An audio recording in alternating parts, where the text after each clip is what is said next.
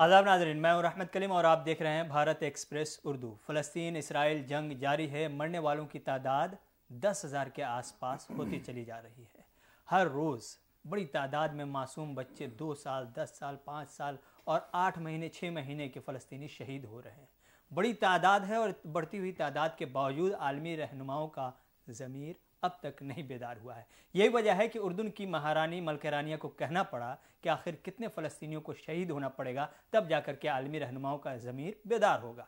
दूसरी जानिब अमेरिका के साबिक़ सदर बराक ओबामा आंसू बहाते नजर आ रहे हैं और कह रहे हैं कि फ़लस्तीनियों की शहादत और कत्ल गारतगिरी बर्दाश्त नहीं की जाएगी। लेकिन तीसरी तरफ अमेरिका इसराइल को हथियार भेज रहा है, डॉलर भेज रहा है ताकि फ़लस्तीनियों को शहीद करता रहे। आखिर ये कैसा आलमी खेल है, किस तरह की सियासत है और कौन सी हिकमत है, इसी को समझने की कोशिश करेंगे और समझाएंगे डॉक्टर खालिद रजा खान, जो आज स्टूडियो में मौजूद हैं, भारत एक्सप्रेस उर्दू के एडिटर हैं। डॉक्टर साहब, बहुत बहुत शुक्रिया। बराक हुसैन ओबामा के बयान पर या अमेरिका की कोशिश या हिकमत या स्ट्रेटजी पर आने से पहले मलका उर्दन यानी रानिया के उस बयान पर आना चाहेंगे। शहादतों की तादाद बढ़ती चली जा रही, बच्चों की जिस तरह की तस्वीरें आ रही देख करके दिल दुखता है। मलका रानिया एक माँ भी हैं और उन्होंने तस्वीर देखने के बाद आखिरकार ये दुनिया से पूछा है। हालांकि हम अमेरिका से देखिए तो पूरे मशरिक़ वस्ता में दो चंद ममालिक, अरब ममालिक को छोड़ दे, हर जगह एहतजाज, अवामी सतह पर बड़े पैमाने पर एहतजाज हो रहा है। लेकिन ये रहनुमा, उनका ज़मीर अभी तक सोया हुआ है। मलका रानिया अगर कहती हैं कि कब कितनी शहादत देनी पड़ेगी, कितनी जानों का नजराना पेश करना पड़ेगा तब जाकर के इनका ज़मीर बेदार होगा, तादाद कोई आप अंदाज़ा लगा सकते हैं इनकी बेदारी कब होगी, कितनी शहादतों के बाद? ये सवाल जो मलका रानिया उठा रही हैं, जोर्डान की जो मलिका हैं, ये सवाल पूरी दुनिया की आवाम उठा रही है। ये सवाल उन तमाम एहतजाजियों का है जो इस फ़लस्तीन पर जो क़यामत सुग़रा तारीख की गई है, जो थोपी गई है जी, उसके ख़िलाफ़ उन तमाम जो एहतजाज करने वाले लोग हैं, उनकी आवाज़ भी यही है। हम भी अपने प्रोग्राम में हमेशा यही सवाल उठाते रहे हैं जब से ये मसला सामने आया है कि आखिर कितने फ़लस्तीनियों को शहादत देनी पड़ेगी, अपनी जान का नजराना देना पड़ेगा, तब जाकर ये समझ में आएगा दुनिया के को जो आलमी लीडरान है, वेस्ट के लीडरान है, भले ही वेस्ट के जो लीडरान हैं, जो मगरबी ममालिक हैं, उनको न समझ में आए, कब ये बात समझ में आएगी ओआईसी कंट्रीज़ के जो रहनुमा हैं, जो लीडरान हैं, जो हुक्काम हैं, उनको। ये तकरीबन 10,000 लोग, जिसमें आधे तकरीबन बच्चे हैं, 4,000 से ज़्यादा बच्चे हो गए, इनकी जानें इस तरह से गई हैं, इस तरह के विजुअल्स आते हैं वहाँ से कि वहाँ के रोंगटे खड़े हो जाते हैं। एक सहाफ़ी के नाते भी हम लोगों के पास मुख्तलिफ सोर्सेज से तस्वीरें आती हैं, वीडियोज़ आते हैं, हम लोग उस पूरी तस्वीर को देख नहीं पा रहे हैं कि ऐसी तस्वीरें होती हैं, बिल्कुल दिल दहला देने वाली, दिलदोज़। तो अब ये समझा जा सकता है कि हालात वहाँ, हम तस्वीर नहीं देख पा रहे हैं और वो फ़लस्तीनी वहाँ वो हालात झेल रहे हैं। तो इसके बावजूद आलम यह है, ओआईसी, हम तो गैरों से, दूसरों से क्या गिला, दुनिया के लिए फ़लस्तीन का मसला कितना बड़ा है, कितना संजीदा है, वो तो दुनिया समझती है। लेकिन जो ओआईसी कंट्रीज़ हैं, जो ममालिक हैं, वो हमेशा फ़लस्तीन के मसले को आगे रखते हैं। वो अपने फ़लस्तीन के मसले को सिर्फ फ़लस्तीन का मसला नहीं, वो अपना मजहबी मामला भी समझते हैं। तमाम जो मुस्लिम ममालिक हैं, उनका क्या है, वो क्यों नहीं जागने? सवाल तो उठता है, आखिर वजह क्या है, वो कब जागेंगे, कितने जानों का नजराना देना पड़ेगा कितने फ़लस्तीनियों को? ये इस बेहिसी का जवाब समझा जा सकता है जो उनके रवैये हैं तमाम लीडरान के, वो एक्सपोज हो चुके हैं अपने रुख से, अपने जो उनका अप्रोच है उससे। वो पूरी दुनिया के आगे, सिर्फ जो ओआईसी कंट्रीज़ की आवाम है उनके आगे नहीं, बल्कि पूरी दुनिया के आगे उनका कैरेक्टर, उनका किरदार और उनकी जो सोच है वो पूरी एक्सपोज हो चुकी है पूरी तरह से कि वो क्या चाहते हैं। बिल्कुल फ़लस्तीन में लोग शहादत दे रहे हैं, इस तरह से बेदरग बमबारी हो रही है, उस बम की, उस धमाके की आवाज़ नहीं सुनाई दे रही है। बिल्कुल बगल के पड़ोस में और जो सऊदी अरब है, उस धमाके की आवाज़ कतई नहीं सुनाई। आवाम की भी अब या तो हुक्मरानों ने आवाम को अफीम का नशा करा दिया है, या जो यूँ कहें कि जिस तरह से ناچ گانے اور ڈانس کے نشے میں جس طرح سے سب کو اس کو ایک طرح کا افیم کا ہی نشہ ہے، اس میں ڈبا دیا ہے۔ آپ نے ذکر کیا، میں دیکھ رہا ہوں چاہے وہ ہندوستان، پاکستان ہو، جو ایشیائی ممالک ہیں، یا پھر اگر چلے جائیں امریکن کنٹیننٹ کی بات کریں، یا پھر دیگر ممالک ہیں، ہم دیکھیں واشنگٹن کے سامنے باہر بڑے پیمانے پہ احتجاج ہو رہا ہے، جرمنی میں ہو رہا ہے، باضابطہ طور پر ہم دیکھ رہے ہیں کہ لندن میں ہو رہا ہے، ان تمام ممالک میں ہو رہا ہے۔ عرب ممالک میں ہم نے ابھی تک کہ سعودی عرب کے اندر احتجاج کی کوئی تصویر نہیں دیکھی، یو اے ای کے اندر اس طرح کی کوئی احتجاج کی تصویر نہیں دیکھ پائی۔ اگر آپ دیکھ پائے ہوں تو اگر بتا پائیں، لیکن کیا وہاں احتجاج کا یہ رواج نہیں ہے، یا پھر وہاں کے لوگ اس کو تہذیب کے دائرے سے باہر مانتے ہیں؟ نہیں، وہاں پر پابندی عائد کر رکھی ہے وہاں کے حکمرانوں نے، حکمرانوں کی طرف سے وہ ایک طرح سے تمام لوگوں کے اندر یہ خوف بھر دیا گیا ہے کہ کوئی اگر احتجاج کے لیے نکلتا ہے تو ان کے خلاف سخت کارروائی کی جائے گی۔ کئی جگہ اعلانیہ اور کئی جگہ پہ کئی ممالک میں غیر اعلانیہ طور پر، کہ لوگ خوف و ہراس کی وجہ سے نہیں نکل پا رہے ہیں احتجاج کے لیے۔ اور دوسرا یہ کہ جس طرح سے سعودی میں بہت حساس لوگ سعودی میں بھی ہیں، تمام عرب ممالک میں عوام میں، لیکن عوام کے نوجوان طبقے کو جس طرح سے ایک جو ویژن ہے، جو تمام یو اے ای کے جو حکام ہیں یا جو سعودی عرب کے ولی عہد محمد بن سلمان ہیں، ان کا جو ویژن ہے، اس ویژن کے تحت جس طرح سے نوجوان یا جس طرح سے عوام کو انوالو کر دیا ہے، عوام کی سوچ کا رخ تبدیل کر دیا ہے، تو احتجاج وہ کر پائیں گے کہ نہیں، پر ان کے لیے فلسطین کا مسئلہ کتنا اہم ہے یہ سمجھا جا سکتا ہے۔ ابھی جو سعودی عرب میں ریاض سیزن کے نام سے جو فیسٹیول چل رہا ہے، جو 6 مہینے چلتا ہے تقریباً، یہ کوئی چھوٹا موٹا کوئی کم عرصے کا فیسٹیول نہیں ہے، یہ جیسے ہی موسم تبدیل ہوتا ہے وہاں اور تھوڑی سی فضا میں ٹھنڈک آنی شروع ہوتی ہے، کیونکہ وہاں گرمی بہت زیادہ پڑتی ہے، تو وہ فیسٹیول سیزن شروع ہو جاتا ہے۔ ادھر 2-3 سالوں سے یہ ریاض سیزن یہ چل رہا ہے، تو وہ اب یہ 6 مہینے تک چلے گا۔ اس 6 مہینے میں پوری دنیا کے تمام کئی طرح کے کنسیشنز، کئی طرح کے فیسٹیول، کئی طرح کے ایکسپوز لگے ہوئے ہیں، کئی طرح کے جو مالز ہیں اس میں پروگرامز ہو رہے ہیں دنیا کے بڑے یعنی پورے 6 مہینے تک وہ جشن منائیں گے، عید کی خوشی منائیں گے، اس طرح کی تقریب ہی منعقد ہوگی۔ بس یہ پورا 6 مہینے کا ایک سیزن ہے جو جس کو وہ سیلیبریٹ کر رہے ہیں۔ اس کا دو اور وہ بتا دوں کہ جو حالیہ جو ابھی شکیرا کا جو ڈانس ہوا، جس طرح کا، اور وہاں بم کے دھماکے کی آواز نہیں سنائی دی، لیکن وہاں شکیرا کے ڈانس اور میوزک کی آواز پوری دنیا نے سن لی، اور لیکن پڑوس کے ملک سعودی عرب میں وہ آواز دب گئی، بم کی آواز سنائی نہیں دی دھماکے کی فلسطین میں، لیکن اس میں وہ اس کی جگہ پر شکیرا کے ڈانس کی اور وہاں میوزک کی آواز زیادہ تیز سنائی دے رہی تھی۔ یہ سوال جب ہم کرتے ہیں تو لوگ کہتے ہیں کہ وہ پروگرام پہلے سے آرگنائز تھا، پہلے سے شیڈول تھا، اور اس پروگرام کو اگر کینسل بھی کرتے ہیں تو اس کی وجہ سے مسئلہ فلسطین حل نہیں ہوتا، تو اسی لیے اس پروگرام کو کینسل کرنے کا کوئی جواز نہیں، یا اس کو بیچ میں لانے کا کوئی جواز نہیں۔ اس پر آپ کیا جواب دیں گے؟ دنیا میں بڑے بڑے حکام ہیں، پرائم منسٹرز، پریزیڈنٹس کے بہت سارے پروگرام جو ہوتے ہیں پہلے سے پری شیڈولڈ پروگرام، اس کو ہنگامی وجوہات کی وجہ سے کینسل کیا جاتا ہے۔ بہت بڑے بڑے پروگرام کینسل ہوتے ہیں، لوگ بڑی بڑی میٹنگ میں نہیں جا پاتے ہیں۔ G20 میں چائنا کے پریزیڈنٹ نہیں آ پائے کیونکہ ان کے ملک میں کچھ ہنگامی حالات کوئی وجوہات ہے۔ G20 جیسا میں ایک چھوٹی سی مثال دے رہا ہوں، تو کیا فلسطین کا مسئلہ اتنا بڑا مسئلہ نہیں تھا کہ ریاض سیزن جو وہاں پر سیلیبریٹ کیا جا رہا ہے اس کو کینسل کیا جائے؟ یہ حساسیت کی بات ہے، یہ درد کو محسوس کرنے کی بات ہے۔ اگر درد محسوس ہوگا تو اس طرح کے پروگرامز کو کینسل کیا جائے گا۔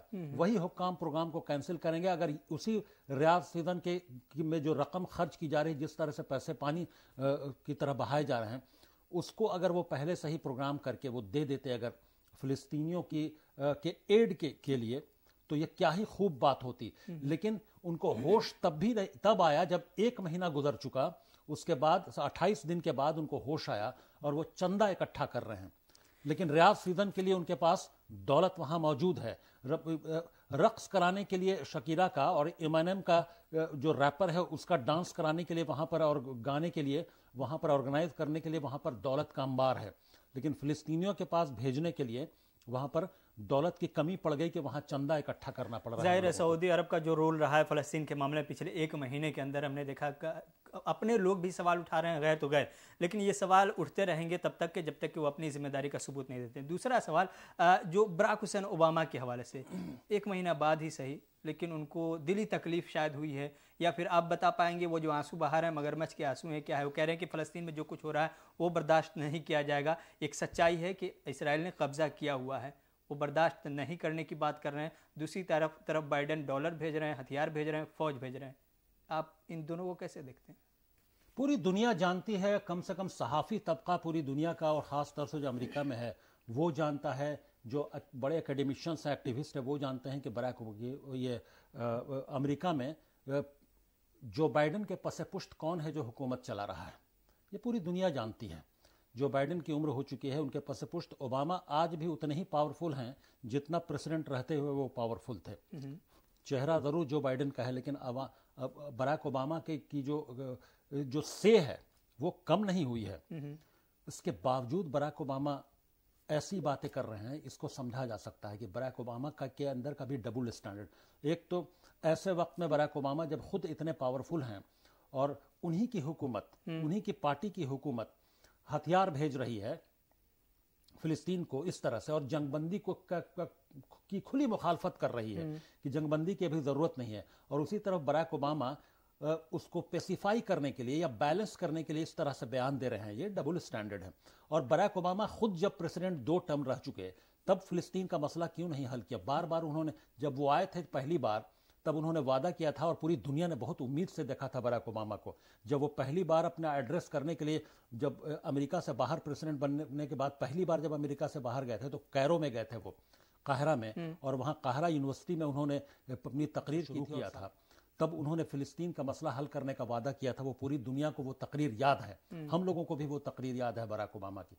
तब वो तकरीर कहाँ गई उनकी, जब वो 2 टर्म 8 साल रहे और उसके बाद भी वो फिलिस्तीन का मसला हल नहीं किया। और ये वही बराक ओबामा हैं जिनके प्रेसिडेंट रहते हुए तमाम मुस्लिम ममालिक में, पूरे मिडिल ईस्ट में सबसे ज़्यादा खलफशार मचा, सबसे ज़्यादा अवाम का खून बहा, सबसे ज़्यादा अवाम का कत्लेआम हुआ। अब देखिए लीबिया, वहाँ अवाम का कत्लेआम हुआ, वहाँ हुकूमत गिराई गई, वहाँ अवाम का कत्लेआम हुआ। मिस्र में, वहाँ अरब स्प्रिंग के नाम पे जो मोरक्को से उठा था, मिस्र में जिस तरह से खलफशार मचा, जिस तरह से हुकूमत तब्दील हुई, जिस तरह से मुर्सी की हुकूमत गई, जिस तरह से फिर अभी जो अल-सीसी हैं उनकी हुकूमत आई, इन सब के पीछे अमेरिका का हाथ था। तब बराक ओबामा ही वहाँ अमेरिका में प्रेसिडेंट थे और उन्हीं की हुकूमत, वहाँ की उन्हीं के ज़रिए साया तमाम एजेंसियां हवा दे रही थी, कई NGOs के नाम पे और तमाम तरह के, जिस तरह से मिस्र और लीबिया में काम किया गया। वही बराक ओबामा थे जब बशर अल-असद से टकराव के बाद सीरिया पर जिस तरह से इसराइल ने हमला शुरू किया और अमेरिका ने तमाम तरह से हमले शुरू किए, ये और अवाम की जान गई, कितनी सीरिया में तबाही हुई। ये वही बराक ओबामा थे जिनकी वजह से यमन में, उन्हीं की हुकूमत के दौरान यमन में भी प्रॉब्लम शुरू हुई। तो मिडिल ईस्ट में ये वही बराक ओबामा थे जिनके जो इराक में भी तबाही मचा रहे थे। ये और बात है कि बाद में इराक से अमेरिकी फौज वापस, लेकिन ये वही बराक ओबामा है जिनको पीस प्राइज भी मिला, और ये वही बराक ओबामा है जिनको नोबेल प्राइज पीस प्राइज भी मिला। तो समझा जा सकता है कि ये दुनिया किस तरह के लोगों को और किस तरह के लोगों को प्रमोट करे, किस तरह के लोग मतलब किस तरह की बात कर रही है, किस तरह ऐसे डबल स्टैंडर्ड को कैसे बढ़ावा दिया जा रहा है बराक ओबामा जो हैं। और आज बराक ओबामा इस आंसू को क्या कहा जाए कि फिलिस्तीन का मसला हल होना चाहिए, अब ये बर्दाश्त नाकाबिले बर्दाश्त है। ये तो नाकाबिले बर्दाश्त उनको उस वक्त क्यों नहीं लगा था जब वो खुद प्रेसिडेंट 8-8 साल प्रेसिडेंट रहे वो, तब तो पूरी दुनिया उम्मीद से देख रही थी। उन्होंने वादा भी किया था। आज वो ये भी कह रहे हैं कि वहाँ जो फ़लस्तीनी शहीद हो रहे हैं उनका हमास से कोई लेना देना नहीं। बिल्कुल, ये लेकिन दूसरी तरफ तो हथियार भेजवा रहे हैं, उनकी हुकूमत भेजवा रहे हैं, उनकी पार्टी। वो क्यों नहीं दबाव डाल रहे हैं दुनिया में? प्रेस में बयान देने के बजाय वो क्यों नहीं जो बाइडेन से या अपनी पार्टी के अंदर एक इमरजेंसी मीटिंग बुलाते हैं, जो उनकी अपनी पार्टी के डेमोक्रेट्स की मीटिंग बुलाएं और उसमें अर्जेंसी के साथ उसमें इस बात को रखें जो उनका कद है कि हमारी पार्टी का ये फैसला है कि ऐसे ये होगा और वो होगा, जंगबंदी होनी चाहिए, और हुकूमत उसको माने। کیونکہ ظاہر سی بات ہے یہ تو پھر یہ سمجھا جائے کہ براک اوباما کے اندر جو وہ نوبل پیس پرائز ہے وہ ان سے آنسو نکلوا رہا ہے کہ فلسطینیوں کی شہادت برداشت نہیں کی جائے گی، یا پھر یہ منافقت ہے، مگرمچھ کے آنسو ہے، کیا ہے یہ؟ بالکل سمجھا جا سکتا ہے براک اوباما کے آنسو جو ہیں وہ بالکل میں اس پر اعتبار نہیں کر سکتا ان آنسو پہ، کیونکہ یہ وہ اس شخص کے آنسو ہیں، اس شخص کے آنکھ سے آنسو اب آ رہے ہیں، یا ان کے درد کے الفاظ اب نکل رہے ہیں جب وہ 10,000 لوگوں کی وہاں جان جا چکی ہے، اور براک اوباما خود فیل ہو چکے ہیں، نہیں وعدہ کرنے کے بعد بھی فلسطین کا مسئلہ حل نہیں کیا انہوں نے، اور ان کو نوبل پیس پرائز کیا بھائی دنیا میں امن کا نوبل پیس پرائز ملا، انہوں نے پورے مڈل ایسٹ میں کتنا امن لایا ہے یہ پوری دنیا کے سامنے ظاہر ہے، یہ سب لوگ جانتے ہیں۔ تو ایک دوسرا سوال یہ ہے، اور سمجھنا بھی ہم چاہ رہے ہیں اور ہمارے ویور بھی، کہ امریکہ کے سابق صدر براک اوباما بات کرتے ہیں کہ ہاں وہ شہادت جو ہو رہی ہے وہ برداشت نہیں کی جائے گی، حماس سے لینا دینا نہیں ہے فلسطینیوں کا، اور جو بھی حملہ ہو رہا ہے اس میں جان جا رہی ہے فلسطینیوں کی۔ براک اوباما کی جگہ پر ان کی پارٹی کے جو ابھی لیڈ کر رہے ہیں ان کی پارٹی کو، یا جو حکومت میں ہے، بائیڈن کی انتظامیہ باضابطہ طور پر ہتھیار بھیج رہی ہے، ڈالر بھیج رہی ہے۔ تیسری طرف ہم دیکھ رہے ہیں کہ اینٹونی بلنکن وزیر خارجہ جو ہیں، سیکریٹری خارجہ ہیں، وہ مڈل ایسٹ کا دورہ کر رہے ہیں، مسلسل ہم دیکھ رہے ہیں ان کو جا کر کے عرب ممالک کے رہنماؤں سے ملاقات کر رہے ہیں، لیکن سیز فائر کی مخالفت کر رہے ہیں، ہتھیار بھیج رہے ہیں، جان مارنے کے لیے ہتھیار بھیج رہے ہیں، ظاہر ہے اس کی دیوالی منانے کے لیے نہیں، وہیں دوسری جانب سیز فائر کی مخالفت کر رہے ہیں۔ ہمیں یہ سمجھ میں نہیں کہ یہ امریکہ کی دور بھاگ ہے کس لیے، چاہتا کیا ہے؟ یہ جس طرح سے پہلے دور میں جب جو بائیڈن آئے تھے اسرائیل میں بنیامین نیتنیاہو سے ملنے کے لیے 7 اکتوبر کے حملے کے بعد، جس طرح سے تمام اور اسرائیل کے ری ایکشن کے بعد جس طرح سے معصوموں کی جان جا رہی تھی، جس طرح سے تمام عرب لیڈروں نے ملنے سے منع کر دیا تھا، آج بھی امریکہ کے کسی بھی لیڈر سے تمام عرب ممالک کے لیڈروں کو منع کر دینا چاہیے کہ آپ ہمارے ہاں بالکل ویلکم نہیں کرتے ہیں ہم لوگ۔ محمود عباس کس حیثیت سے ملے، کوئی مسئلے کا حل نہیں ہو سکتا ہماری نظر میں، یہ اپنے ہم لوگوں کا ہمارا اپنا پرسپیکٹیو ہے۔ مسئلے کا حل بات چیت سے، یہ بات چیت کا وقت نہیں ہے، یہ فیصلے لینے کا وقت ہے، چاہے تمام عرب رہنماؤں، تمام OIC ممالک کے رہنماؤں کو کہ فیصلے کا وقت ہے، یہ بات چیت کا وقت الگ ہوتا ہے، فیصلے کا وقت الگ ہوتا ہے۔ یہ بمباری کروا رہے ہیں، اینٹونی بلنکن بمباری کر رہے ہیں، اور اس کے بعد ہتھیار بھیج رہے ہیں اسرائیل کو قتل عام کے لیے، اور پھر بات چیت کرنے کے لیے آ رہے ہیں، وہ کس امن کی بات کرتے ہیں؟ یہ سب جو ڈبل سٹینڈرڈ ہے یہ پوری دنیا دیکھ رہی ہے، اس کا خامیازہ امریکہ کو بھی اٹھانا پڑے گا، اور تمام جو OIC کنٹریز کے جو حکمران ہیں ان کو بھی اٹھانا پڑے گا۔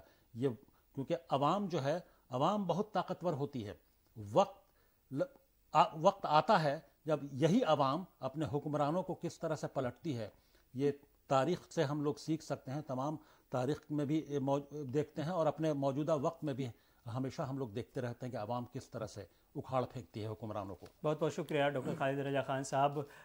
جو تصویر بن رہی ہے اس میں امریکہ کا رول بڑے پیمانے پر واضح انداز میں مشکوک نظر آ رہا ہے۔ ایک طرف ہتھیار بھیج رہا ہے، دوسری طرف وہ امن کی بات کر رہا ہے، تیسری طرف سیز فائر یعنی جنگ روکنے کے لیے بھی منع کر رہا ہے، اور وہیں ساتھ ہی براک حسین اوباما کے آنسو، درد جو ابھی سامنے نکل کر آئے ہیں، وہ صرف اور صرف منافقت یا مگرمچھ کے آنسو کے علاوہ کچھ نہیں کہا جا سکتا ہے۔